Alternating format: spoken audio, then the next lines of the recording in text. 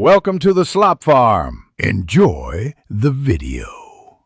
You start by getting the basics done fast. Make sure your iPad is updated and Roblox is the latest version, and the Xbox controller has at least 20% battery.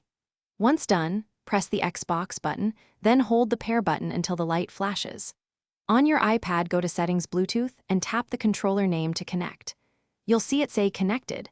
This confirms the OS level link so you can jump straight into Roblox without delay. Now you move into Roblox itself. Open a game known to support controllers because not every title maps inputs automatically. Once in, open the in-game settings and look for controls or input options. Enable controller input if it's available. Test movement, camera, jump, and interact buttons to confirm mapping.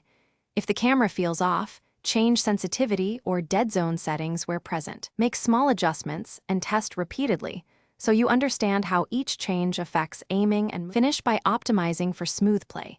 Lock screen orientation and close other apps that might use CPU or Bluetooth. If you still see lag, try a wired connection with a USB-C adapter. Wired eliminates BT latency. Make sure controller firmware and iPad OS are current. If inputs are unresponsive, repair the controller. Turn it off, forget device in Bluetooth, then pair again. Also turn off nearby Bluetooth devices to avoid interference. That one change often fixes jitter and dropouts. Thanks for watching. Consider subscribing if we helped you today.